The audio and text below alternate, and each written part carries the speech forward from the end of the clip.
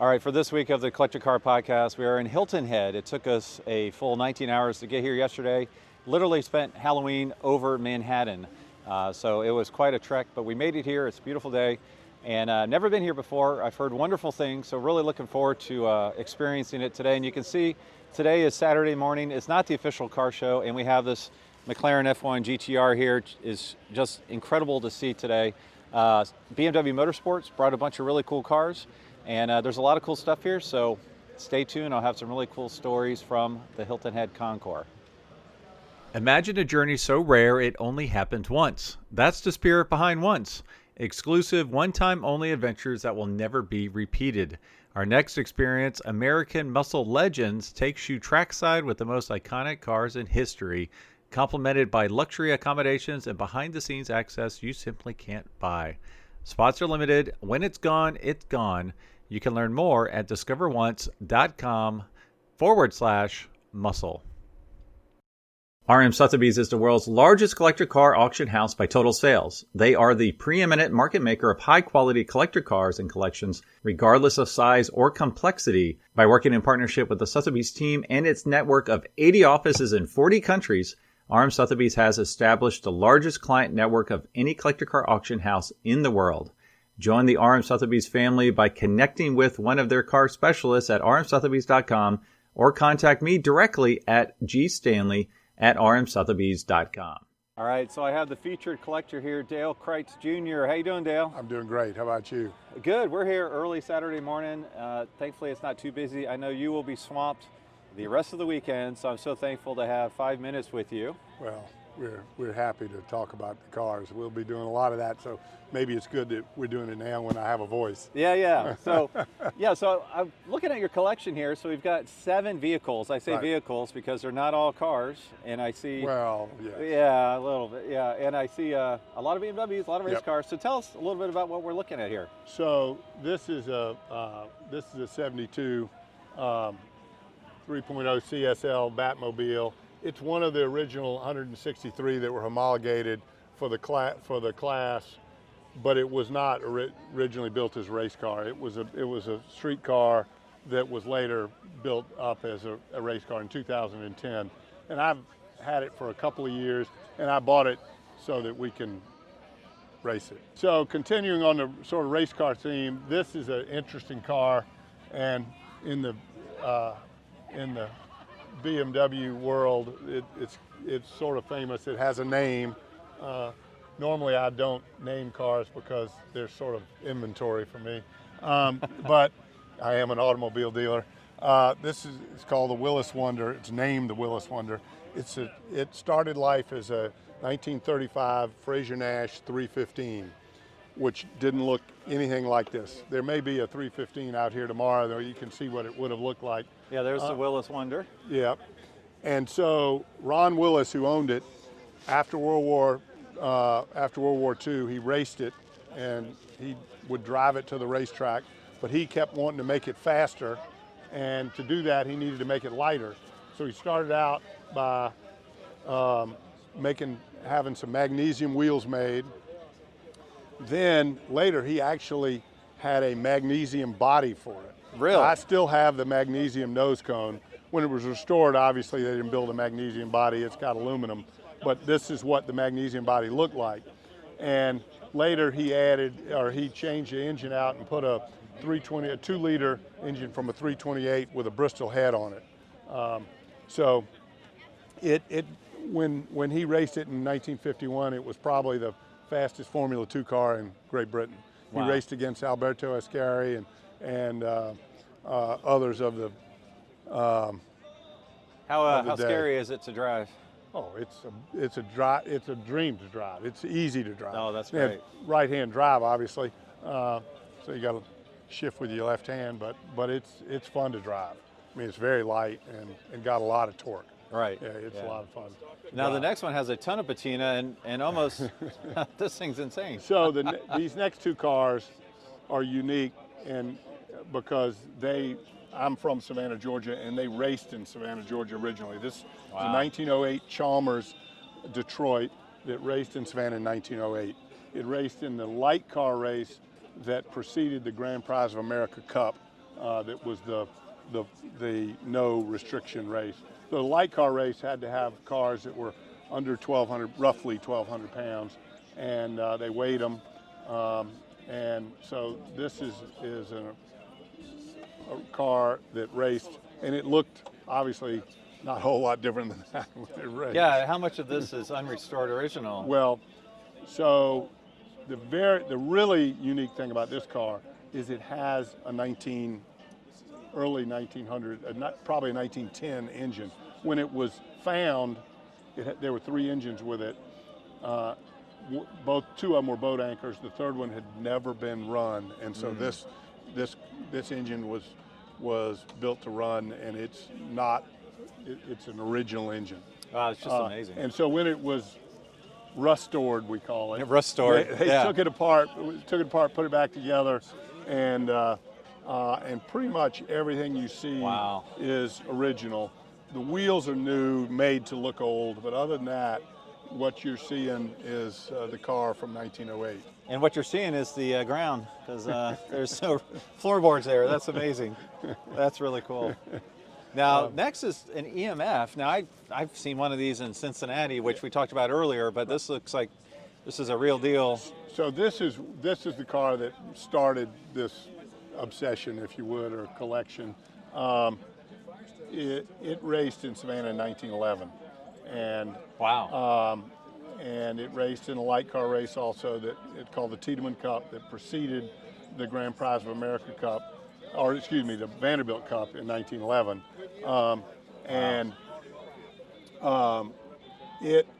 EMF sent 3 cars to Savannah to race in that race. They were liveried 33, 34, and 35. They were identical. They finished the race in reverse order of number. Okay. 35 was first, 34 was second. This car finished third. It was driven by a guy named Jack Tower. Interestingly, Barney Oldfield, who had been banned at that point, if you know anything about early racing, from 1910 because of his match race with Jack Johnson, he came to Savannah under the guise of a press pass, and he was working for Goodrich, and the other 2 cars had non-skid tires on them, and this one was the only one who didn't. Maybe that's why it came in third. Are these fuel cutoff here, oil? No, so what are these? So on the other side, you've got your pump okay. because they're gravity-fed fuel systems. It would have pressurized either the fuel tank or the extra oil tank, and these valves were to cut off which one the pump was gonna pressurize. So it's straight 4? Yep, it's a 233 cubic inch 4-cylinder. Wow. And what does EMF stand for? Everett, Metzger, and Flanders, who were the 3 principals in the company. Barney Everett had originally built bodies for Ransom Olds, and Walter Flanders was the real engineer. He worked for Henry Ford and was Henry Ford's head engineer prior to leaving and starting EMF. Okay. Yeah. Now, I joked that not all were cars, but this could be a car here, even though it looks like a delivery truck. So, well, originally, so the research on the serial number says that it was what they call a limousine, which is what this is. Now, so we're looking at what for my audio only? It's a 1930 Dixie. And it's okay. Okay, and Dixie was the first cars that BMW built. You know, they built airplane engines before that, and they bought the design of the Austin 7 and turned it into the Dixie. And the unique thing about this Dixie is it's the oldest BMW in the United States. Wow, what year? 1930. 1930. And it was restored as a limousine. There's a car, or there's a delivery van like this in the BMW Museum in Munich, and this restoration was patterned after that. And since not so many people can speak German over here, we translated for parts everybody. in a hurry, right? Well, that makes sense. Yeah. Isla and Isla. Yeah. So it's not your traditional limousine. No, it's got a 750 cc 4-cylinder. Runs great. It'll run 45 miles an hour. Now, what was it called again? A Dixie. A Dixie. Yep. So you've got the 3 leaves here in the logo? Yep. Interesting. And when did they you change see that it? in the early logo. I should know, but I don't. Yeah, that's okay. Yeah. Man, Anyway. this thing's cute. It is. It runs great too. Scary to drive or okay? Oh, it's fine. Yeah. I have to bend my head over to get in it, but if you're a little shorter, you're fine. Now, these next two cars These are cool. Wow. are 1600s. This is a 1600 GT. That thing's nice. And then the other one is 1968. The other one's a 1970 1600 Cabriolet. The GT is an interesting, because BMW bought Glas, GLAS GmbH, which was another car manufacturer in Germany, and they bought the company, and their plant was in Dingelfingen. And this car, Glas, originally commissioned this body by Frua, famous Italian designer Frua, and commissioned this body, and they made Glass GTs prior to BMW buying the company. And when BMW bought them, they had commitments for these bodies, so they put the 1600 running gear in it and made it a BMW 1600 GT. It's a beautiful little car. When I first saw it from the back, not realizing most of these had a BMW connection, I thought it was an ASA. Right. Right? Those little ASAs built by Ferrari. A lot, well, Italian designed. Yeah. And you don't see many of them in the United States because they never brought it over here. They were also famous for rusting quickly. So The best color combo in the They world. only made 1,300 of them, and not anywhere near that many. Were Silver and red. Still in existence. Yeah. Stunning little car. So, yeah, this is a stunning little car. Did you have it restored, or was it this way you bought it? Well, this was owned by a member of the BMW Classic Car Club named Elliot Schnackenberg.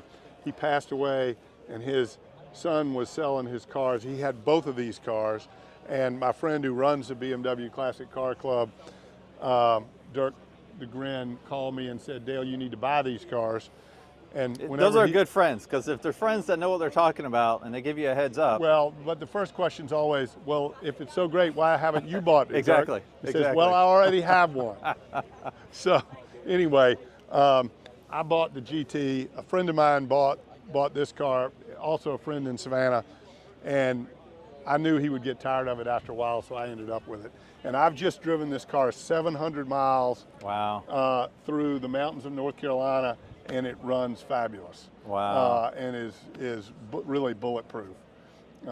Convertibles by BMW, or? This one was Bauer built it. So they did very few of those, right? Right. Now the Bauer you usually think of is the one that's sort of the Targa looking Yeah. roof with, but Kind of ugly and awkward, right? I Well, guess maybe not. You're BMW. It all depends. It all depends. Not to a BMW aficionado. Well, this is stunning, yes. Yeah, great colors. You know the name of this color? This is called Reseda Green, and it's original BMW color. Wow. Well, Dale, thanks so much. Yep. I appreciate your time today. Great. Thank you. All right, so I am extremely excited to have a previous podcast guest on, Kevin McKay. How you doing, buddy? I'm doing well, my friend. How you been? Good, good. I did not expect to see you here today, much less with so many incredible Corvettes that you brought with us. So if you would, could you just give me kind of a little overview, a little taste of this incredible line of cars here? Absolutely. This is really what I love about these kind of cars, especially American cars, is the history. Cars that went to Le Mans, Daytona, Sebring. To me is where my interest is, and a lot of the other people's interest is. So we bought 6 very, very special cars here, and this particular car is a 1969 factory L88 BFG Stars and Stripes Greenwood Racer. We got complete chain of ownership on the car. It's well documented.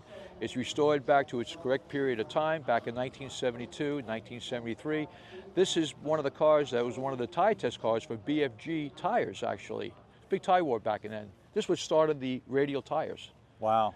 So if they did well, they were on the map. And if they did poorly, they were forgotten. You know, that reminds me of the Shelby Super Snake in '67, which was also a test bed, I think, for Goodrich or tires as well, right? And Yes. they put a 427 in the car. Yes. So this sounds like similar. Like let's see how much the tires can take, right? Absolutely.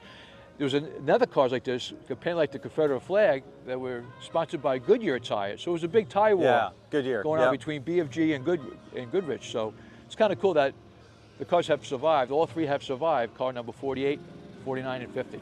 Wow. So here's one example that we brought today. And it's an L88, and it's red, white, and blue. Yeah, it's you can't get more American than this. All right, what else we got here? What we have here is a 1968 factory L88. This was Doug Bergen's first race car. He was the original owner of the car. He had two factory cars. He had a 68 British green with black, and he had also a 69 tuxedo black with saddle tan, which was the winningest Corvette in history. So we were able to find this car, restored back to period correct at the way it raced at the Watkins Glen 6-hour race in July of 1968. Wow. And the car is pretty much stock. He just bought it, put it right on the truck right away, believe it or not. It has a stock tank on it, because back then, you didn't have to have a fuel cell back then, in 1968. And it was really cool about this car is that the first person that actually drove the car was his wife, Jenni Bergen, and she had a shirt made that she drove this car first before her husband even got in the car, believe it or not. Oh my gosh. So she had the shirt. I drove got the it shirt, first. and I even got, this car was called a Band-Aid Racer because there were two Bob Johnsons. Bob Johnson from Marietta and Bob Johnson from Columbus. So they called it the Band-Aid Racer because of Johnson & Johnson. Oh. So I was able to get, believe it or not, Marietta Bob Johnson's jacket from Doug Bergen after he passed away a couple of years ago. But yeah, the car is basically pretty much stock, a little bit on the suspension. And the car right away broke the track record back in July of 1968, the 6 Hours of Glen. And it's kind of a special car. I'm glad I'm fortunate to have on this car too, which is So really this cool. is a little nerdy here. So was it a factory radio delete? Oh, all factory LED cars were radio delete. But not AC. I noticed all the AC controls are out. They did that afterwards, right? Well, there's no air conditioning. They could get air conditioning with LED8s. Right, They only made 80 in 1968. They made 20 in 67. They made 116 in 69. 99 4-speeds and 17 automatics, believe it or not. But yeah, these are pretty rare. And this has the original window sticker, actually. He had So on is the that wall. both blank plates factory, or is the top one No, factory no. and the other one was this custom? This is a factory, and this is all aftermarket stuff that they race. Yeah, Still okay. on the gauges, the whole bit. Yeah. The Jones tack. Yeah, it's pretty much stock seats it had on it back then in 1968. And this is in your personal collection? Yes, it is. Oh, yeah, nice. one of them. Nice. Yeah, very fortunate to have it. It's great. And in fact, I was just with Mr. Bergen, who's 94 years old. He went out, he bought a brand new C8. Believe it or not, he's still driving around. 94-year-old guy. God bless him. Wow. That's how I look at The it. C8s are not bad either. Yeah. Another very, very special car. This car is the only 62 Chevrolet Corvette that went to the 24-hour at Le Mans. And the car has been survived. We were fortunate enough to write to Le Mans and get the serial numbers of all the Corvettes that went to Le Mans. And it was owned by a good friend of mine who passed away. Now it's owned by a guy named Steve Lightstein. And just a wonderful piece. But knowing that these cars have survived all these years, and these cars, let's face it, they were beat to death. They were trashed, you know. Yeah. They were converted back to, some of them were converted back to street cars. This Right. car was converted back to a street car. It was red on red when the car was found. Now, aren't the, am I correct, the Rondell lights are off of a boat? Oh yeah. These are off of a boat, right? Yeah. Did I say that right, Rondell? Yep. Yes, you did. Yep. Pretty amazing. You know, kind of a stock body kind of thing here, a little air deflector, fuel injection, you know, heavy duty brakes. Just a wonderful, wonderful piece. Actually, that's the owner, Steve Lightstein, that owns the car. He's a clean freak. Steve, so thanks for bringing the car. just a, Something about the Rondell lights now, you see? yeah. Hey, you learned something from me? Right? Oh my gosh. Isn't that great? You That's probably told me, I just forgot. Yeah. And these are the Luca 3.4s they have here. They're European. So I noticed lightweight savings. They took all the Yeah. ornamentation off. They chromed it and the whole bit, so. You know, you hear about Porsche, if it's a race car, it's a decal. Right. If it's a street car, it's actual plastic. Right. Well, Chevrolet just ripped them off. Absolutely. Absolutely. Nice. Very cool. Yeah. Thanks for bringing it. No, Sure, appreciate it. Yeah. this is just This is quite a wonderful. lineup. And actually, this is the 1960 Cunningham Le Mans Corvette, believe it or not.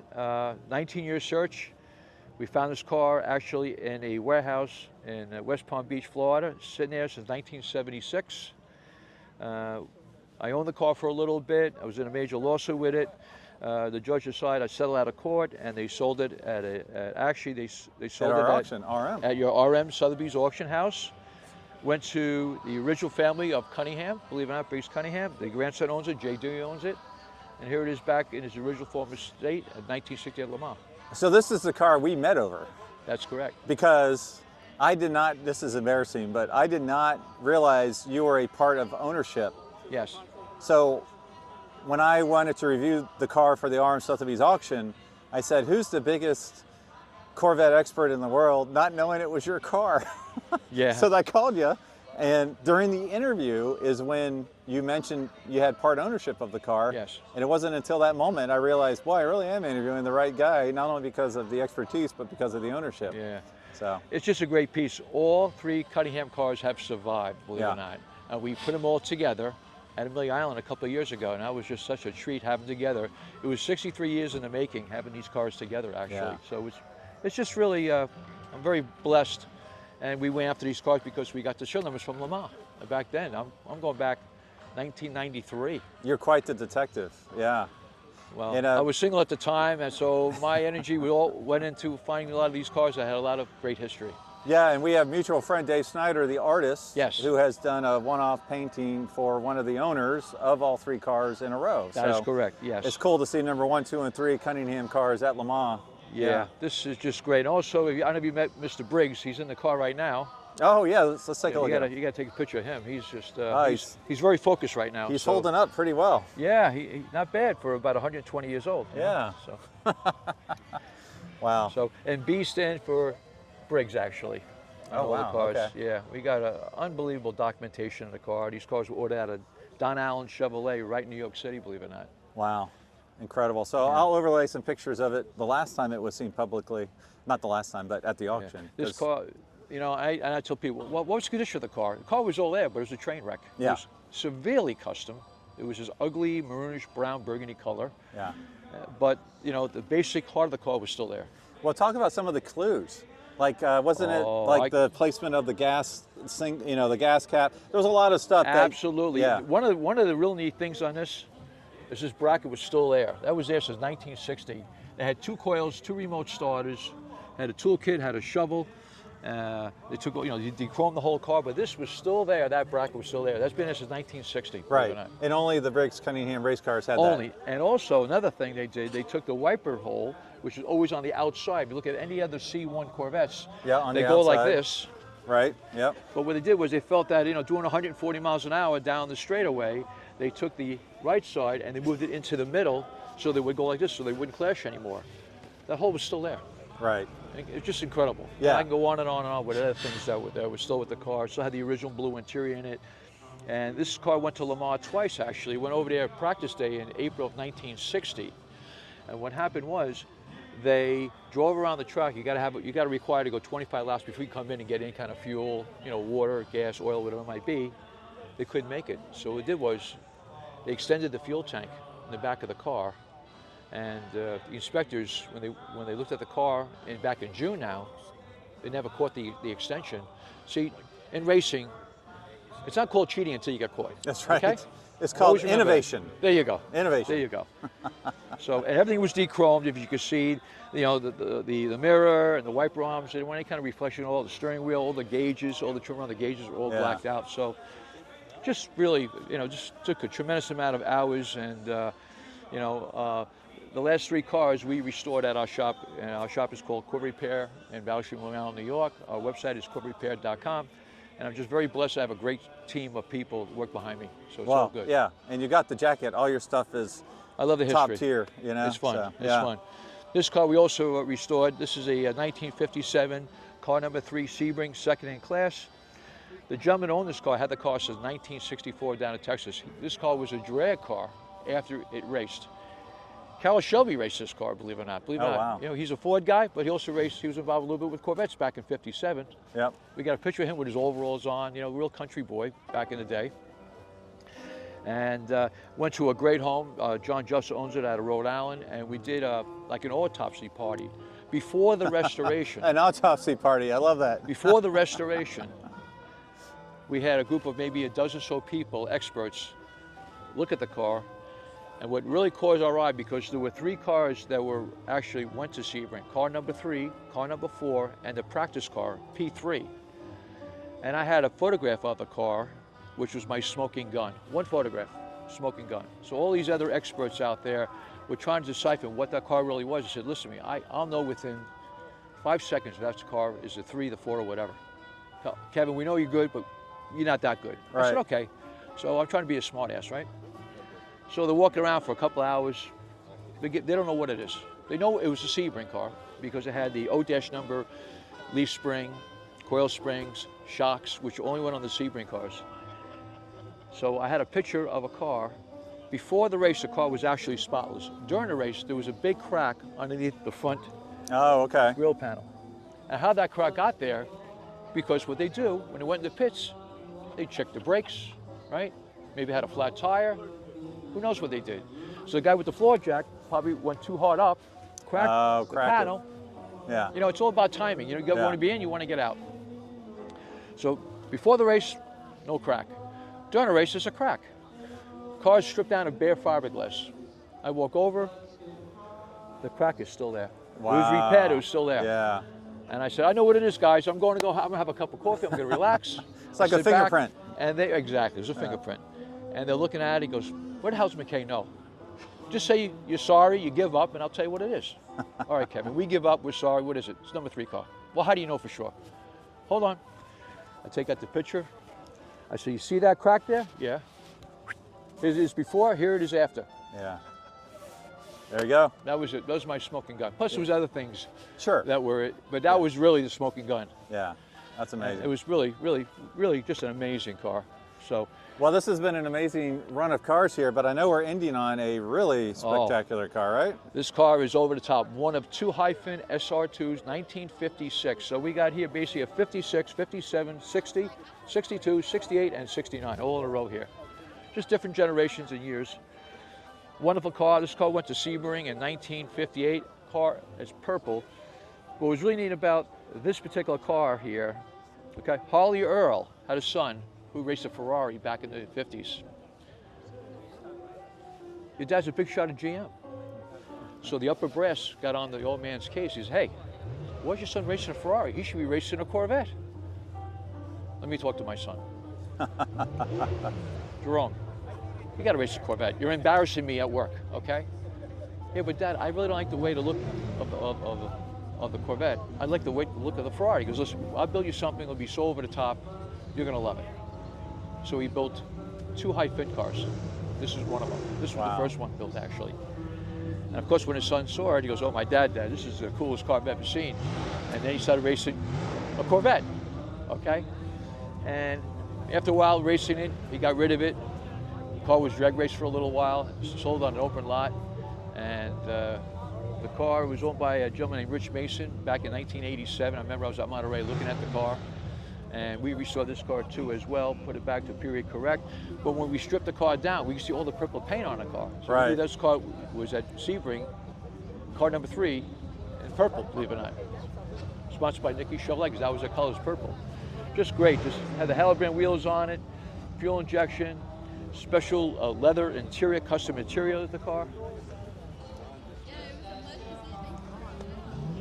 Now, when they built this, was it part of the styling exercises at the time? Yes. Yeah. We have so many documents of this particular car, work orders, and engineering photographs. It's just truly amazing on the car.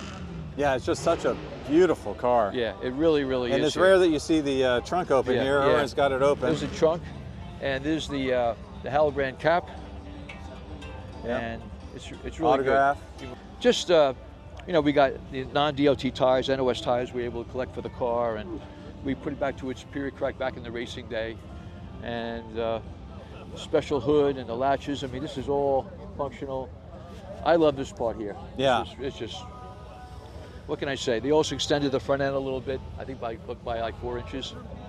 Yeah, it's just a stunning car. Large fuel tank, well documented. And all these cars here were all NCRS American Heritage Award. They went through a an amazing, extremely difficult path to make sure these cars were the cars back in the day. And since I'm a really a paperwork fanatic on this, we had everything every dot, every T-cross and the whole bit. So it's just been a great ride here. So there's no question that these cars that we're representing here are the cars back in the day. Yeah. Really, really important. What an amazing collection. I was so fortunate to find you this morning. I love it. And thank you for the tour of this incredible cars. Now tell us, what's your website, best way to reach you? Yeah, real simple here. The website would be the best bet is just CorvetteRepair.com. Everything's real simple. Been there over 40 plus years. I'm getting older, but I still love what I do. You still have the energy. Love the energy. That's it. Thank you, buddy. Pleasure always. Thank you very much. Take care. All right, so I have Rory Ingram, Porsche Dynasty right here. Happy to have you on the podcast. Thanks for letting me talk to you a little bit. Absolutely, Greg. Now, this is amazing. So, fun stories here. You've got 3 cars at the Hilton Head Concours Elegance. Slight change of plans at the last minute, right? So why don't we talk about that in a minute, but tell us what's behind you. So our 918 is behind us. It's Viola metallic. From the little buzz I've been hearing, it's a popular color. It's unique. It looks black in the shader, any kind of shade, but in the sunlight, it's really dynamic. When we were ordering the 918 originally, we had some neutral colors in mind that we thought it's such a big car that when we saw them projected on there, immediately we didn't like the neutral colors. We didn't have a plan B, but we have a 1997 993 Turbo S that's Viola metallic. We've always liked that color, and as soon as we put it on there, that was the decision. So yeah. And it's hard to keep clean, isn't it? Here especially, I don't know. It's like everything has got some dust and stuff, but it's a dark color, so it doesn't show dirt well. Yeah. Yeah, and now as I mentioned, there was a change of plans here, and you kind of show this a little bit. Yeah. What's with the little red die-cast car on the back here? My degenerate friends today brought that. They stopped and brought me some banquet beer, which is the only thing I drink, and found that at the. But we were gonna. You can see it's a pretty straight.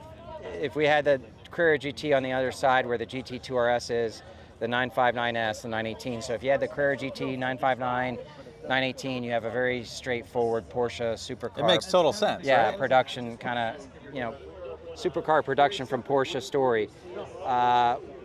Where's the Carrera GT? So when we got here, well, we haven't seen sun for about 10 days because of the hurricane in North Carolina. Thursday when I was moving cars, unfortunately, RCGT, the clutch crapped out, and it's going to be an expensive fix. We're trying to figure that out, but last minute I had to throw in the 2RS. It was easiest thing to put in, but unfortunately, if you had the CGT here, it's a pretty straight story of Porsche supercar, and Porsche's done an amazing job with the 3 technically supercars that they've made. The 959 in the 80s being such a icon. It was a forbidden fruit here in the United States, but just this was SpaceX technology at the time on the car. I mean, and it carried over in generations afterwards. So yeah. Yeah, so tell us about this. This is the sport model, right? Yeah, we had a Comfort before, and we traded up to this Sport. They made about 29 of them. They were lightweighted from the factory. Substantially more horsepower, about 515 compared to 450 versus the Comfort. Has traditional coilover versus the ride height adjustable, which is a weight savings thing. And but it's just, I came of age in the 80s. I mean, this is just so 80s and just such a badass supercar, and I think it's the ultimate kind of 911. So tell us about the license tag there. Is it number 4? It is number 4, yeah. So wow. Of the 959S's, so yeah. What else is different? Now I see this has a factory roll bar. It does. So that was the unique thing. They were going to do a spec race series with these cars to promote them, and so the S's came with a roll bar from the factory. Now, is this the original unrestored interior? All original, yeah. Wow, so you got multicolored fabric on the seats. Yep, here. that's how that gradient was a 959 feature. Wow. Now, so differences on the inside, differences with the engine as well, differences with the suspension. The engines they had sequential turbocharging to try to mitigate the lag of the technology at the time. So they were bigger turbochargers, which is where the horsepower difference between the Comfort and this is. But they lightweighted these as well, and yeah. So 29, how many of the Comfort are there? I mean, you know, it's 300-ish, so Okay. they everywhere from 290 to just over 300. So So you're talking 10%, less than 10% were the Sport. Yeah, and the 959, as iconic as it is, it really was a precarious time for Porsche as a company, and they almost bankrupted them. And you know, Porsche's learned its lesson. You know, they made too many Carrera GTs, and then, you know, 918s. You know, they were the only, between the LaFerrari, the P1, and the 918. I think they were the. You never make money on these, but I don't think they maybe lost as much as the other ones. So Yeah. So you know, all you need is one seatbelt recall, and you've lost your whole profit margin on those cars. So now you and your family are historic Porsche folks. You know your stuff. So what went into finding this particular one? again, we had a Comfort, and we had the chance to upgrade to this. And So you knew the history of the car, and yeah, and I mean, it just you know, within the 959, you have a 959, you have a 959S, which is, you know, subtle but kind of an upgrade. And when we started out, we didn't. My father got his first Porsche at the age of 50. Never with the goal when he got his first one to be two simultaneously, and a hobby turned into a sickness. Obviously became a pretty well-known collector, but early on we were hoarders, collectors, then connoisseurs, and we used to try to buy the best we could afford, and then we could sell that and then upgrade, and that's kind of what we did with the Comfort to the 959S. Yeah. Well, now we can pretend this is a Carrera GT, but what Yeah. you actually brought is very special. Yeah, and it is. I mean, it's I like the tag, Oslo yeah, blue. Oslo blue. Oslo's I think a 356 color originally, but my father really enjoyed the process of speccing the cars. And, So you guys spec'd it new? bought it. We PTS this, but it's a very Sonderwush inside. It's got. Explain Sonderwush for our folks. So it's the Special Wishes program that Porsche had in the 70s, 80s that basically at the time increasing profitability on cars of taking them off the line, which didn't cost them a dime, and charging more to put Special Wishes in them. And nowadays, as much as Porsche charges, as much as their production is, they're more hesitant to do that as much as they make. It's interesting though, because the crazier stuff specced out nowadays, it's, you know, the cars are worth more. You know, when you can add. Everybody wants exclusivity, Yeah. and so everybody wants a GT3 RS, and then within that they want a PTS, and then within that they like to do stuff. And again, Porsche does that, and it's profitable for them. But there's their production. Back in the day, they loved to do that because they were increasing. They weren't as profitable as they were, and they loved to increase the profit of each car. Today, it's a little dicier, but everybody wants to be special. So you don't want just a GT3 RS, you want your GT3 RS. But Porsche has that whole palette of approved colors, and you know, it's a different price. PTS is a different price from model to model. I mean, it's a profitability thing, but to unlock more colors, you got to pay more. I mean, it's a whole thing. So Yeah, that Cayenne was a little too profitable, right? You know? well, you know, the Cayenne. I mean, the Boxster, the Cayenne. If you're not, we have all those cars. I mean, there's a lot of Porsche files that kind of don't think those are Porsches, but I think they definitely have DNA of the Porsche. And I think the Boxster saved the company. So, Yeah. you know, yeah. If you don't like it, you should be thankful for it. Right. So, yeah. Could you point out some of your dad's Sonderwishes? The deviated stitching, the two-tone leather, the Madracana seat inserts. My dad loved the gorgeous. piping, Yeah. the painted belt pass-throughs, all the painted accents of the exterior color inside. I mean, yeah. Wow. Yeah. He enjoyed doing this, and I think he excelled at it, I think, so. Oh, absolutely. Yeah. Now I noticed this still takes the key. Yes. Is this the last year of the key? No, the 991s took the keys. We have some 992s, and they take keys, but now they're getting into, you have to have a key, but just there's a button, and so it's a very opinionated thing in the Porsche world. So I do a newsletter and I do interesting topics. So one of my future topics is the future anti-theft device will be the ignition key, right? The one thing you want to steal. If you have an ignition key and a manual, manual's already. You can leave the door. You can leave the windows down. Nobody can drive it. Yeah. So I don't know. Yeah. Well, you did a great job speccing this car out. Yeah. I love the color, and it's a collectible model, and this is from Porsche the factory.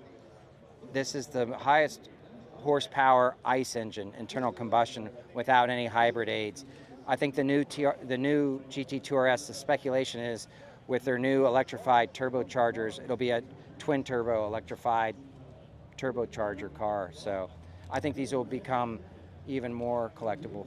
What's the horsepower? Just a tick around 700. Oh, wow. Yeah. Well, Rory, thanks for being on the Collector Car great. Podcast, man. I appreciate it. Yeah, All right, so I'm very excited. We've got this incredible car here, and I've got Andrew from SCAD. Andrew, how are you? I'm good. How are you? Good, good. Well, tell me, what does SCAD stand for? So SCAD stands for the Savannah College of Art and Design, and as of last week, we just got ranked by Red Dot the #1 design school in the Americas and Europe. Wow, that's incredible. And I have a minor history with SCAD. Is I actually toured the campus back when I was going to go to college, and I just remember being like so super cool, and always had a great name. And to see it, decades later, actually designing a car here is truly amazing. So tell me, what are we looking at? All right, this car you see here is called Ether. It is one of 2 fully functional prototype cars that we designed and built in only 1 year as students. 1 year to build this thing? Yep, 1 year. Now, what were the goals of the car? Obviously, as a designer, you just don't say, hey, I'm going to do something. Like, what were the goals of this project? So the goals of this project, and the reason that both of these cars exist, is to get the younger generations excited about driving again. So you're a younger guy. Yes. Are you excited about driving? I'm very excited. You are, okay. But as we know, a lot of younger kids maybe don't want their driver's license immediately, right? Yep, so we found that this is crazy, but about 75% of 16-year-olds from Generation Z don't want to get their driver's license. 75%? Yes, it's crazy. Wow, okay. So, and we really found that there's nothing out there that excites a young kid to drive. And there's a lot of other alternatives, like your parents could drive you around, you have Uber, Lyft, or you even just have a friend with a car, so there's no need.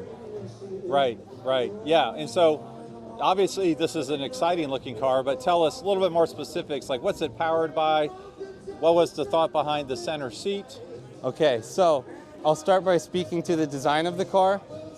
What we did was we looked at what is their first interaction with driving, and we found that that's almost always in a video game. So the 3-seater setup mimics a racing simulator. So in your simulator, you have your seat and your steering wheel that's very much like a gaming controller, and then you have 3 monitors in front of you. That would be your game display. Oh, wow, okay. But what we did here is these 3 screens are actually for your cameras. So instead of mirrors, there's the display for your rear view, and then your 2 side view cameras. Wow, okay. That's a great mindset to make it look like a gamer's console. Yep. And then you have room for your 2 best buds behind you, like a McLaren F1, which is obviously one of the most famous modern cars existing. And then something great too about this setup, so number 1, there's no car under $3 million with this setup. Number 2, even if you're in the back seats, you get the front seat experience. So in a 4-seater, you got 2 people blocking you.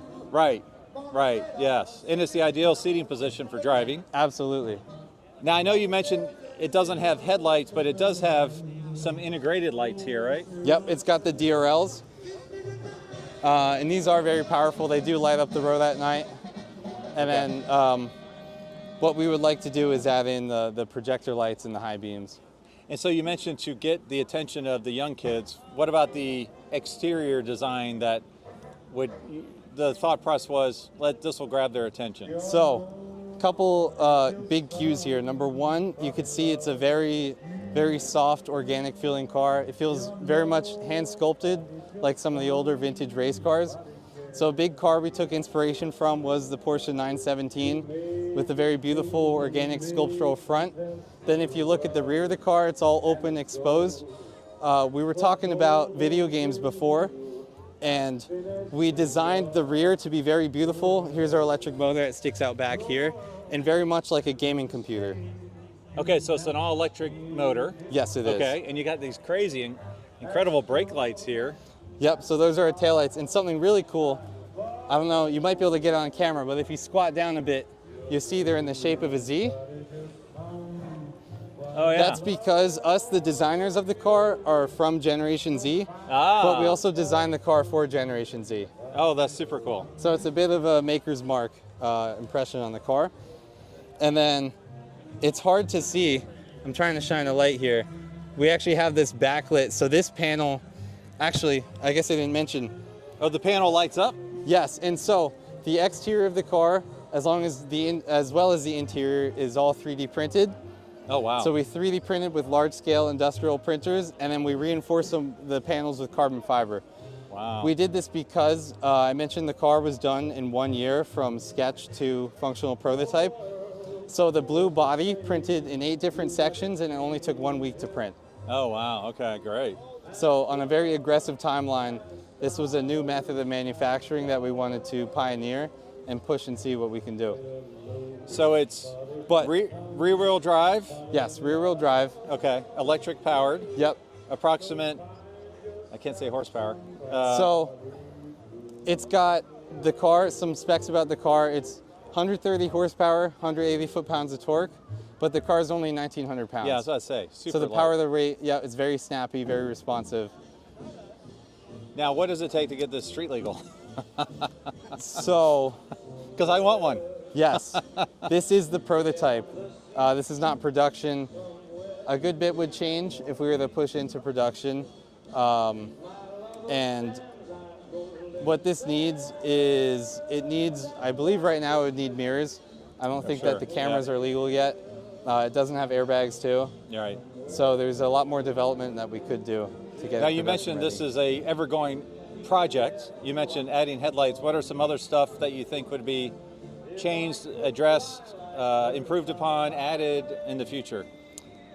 Honestly, the more we drive it and test it, the more we just little quality of life improvements. Okay. Tuning the motor too. So right now it's capable of 120 miles an hour. We do have it governed down just for showcase purposes, but definitely, yeah. Now, is this the first car that SCAD has built? No, so the first car SCAD built was done in 1999. It was called the Exo Spider. It actually was shown here in 2000 at the Hilton Head Concours. Oh, wow, okay. So yeah, it was a great full circle moment. They've done other cars too since then. They've also done boats, jet skis, they did a hovercraft. SCAD's always looking to do big projects, and they just want to showcase, number one, what we're capable of as a design university, and number two, giving the students the opportunity to work on projects like this. Incredible opportunity. Now, I'm absolutely in love with this. I think it's gorgeous. I think it's super special. I would love to have one in my garage, but this isn't the only car here, or vehicle here, right? So let's check out the other one. All right. So now is this a new build? So this car is called Tier. That car over there is Ether, this is Tier. So SCAD has 2 campuses in the US. We have the Savannah campus where that car, Ether, was developed, and then the Atlanta campus where Tier was developed. We also do abroad in Lacoste, France, and then we offer online classes. But you might be asking, how do these 2 cars play into each other? They look so different. Well, if you think about designing for a teenager, what are 2 things teenagers love? They love freedom and power. So this car is an off-roader, all-terrain vehicle. That's your freedom, you can go anywhere. And then that's power, the powerful roadster. Yeah, this is really cool. I'm trying to picture these doors. Do they close up entirely, or is there an open space? Yes, they do. So they close up entirely. Oh wow, look at that. This one slides in here, and then this one actually pivots. Ah, that's where I couldn't do the math. I was like, I don't see how this thing... Oh, Yes. Look at that. So they actually designed and engineered a full door mechanism here. That's very cool. But yeah, this one is very much like almost like a social gathering piece. So you can bring your friends with you. The seats pivot around too. It is electric as well. I mean, look at the hinges on this. What is these hinges made out of? I believe that's aluminum. Wow, look at this. Wow. And then, so the Ether car was 3D printed. This car is fiberglass. So CNC molds and then composite parts. So same electric powertrain? Not the same powertrain. It's I believe it's a front-wheel drive electric motor. Okay. Wow. And then solid axle in the rear. And when was this year as well? Yes. So these cars were built simultaneously. Does this light up, this dash area here? Yes, it does. So wow. this is just to mimic like a heads-up display. Okay. Wow, very cool. So are you working on another car for next year? We have some projects in mind. I don't know how much I could speak about them. You can tell me everything. There will be there will be future projects, and when our professor swings around too, I'd love to connect you with him as well to speak more about those. Okay, and how can folks see these online? Is it on the SCAD website? Yes, so scad.edu. Both cars are featured on the website. We've also been featured in Forbes magazine on an online article, as well as Design, which is a big design magazine, and some other big media outlets. Awesome. But yeah, if you just Google SCAD cars or SCAD Ether, SCAD Tier, Tier is spelled T-Y-R, you can find more. Yeah, more info. Awesome. Well, thanks so much for your time today. Of course, thank you. All right, this is one of my favorite cars at the Hilton Head Concours d'Elegance. 1961 Chrysler New Yorker Town & Country hardtop wagon. Now this thing is fully loaded and it's a spectacular restoration. What I love about this car, it's the colors obviously, but it has the big engine with the dual quads. But the work on it is absolutely fantastic. You can see some of the grease markings inside. The quality of the restoration is amazing. The owners had it for about 20 years, and it's a wagon.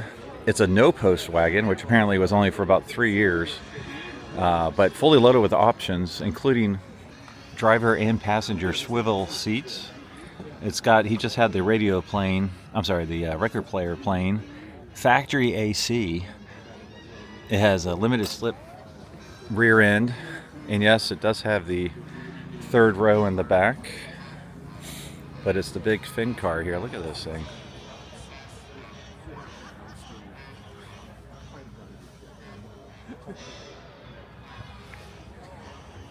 And I just love this rear end because you've got the little bumpers for when the tailgate's down. You've got the handles here if you need those. But stunning. He's got the license tag, fins. Oh look, he's getting a ribbon as we speak. Blue ribbon. So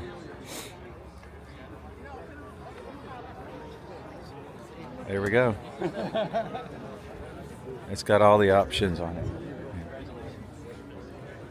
Very nice. Got the blue ribbon.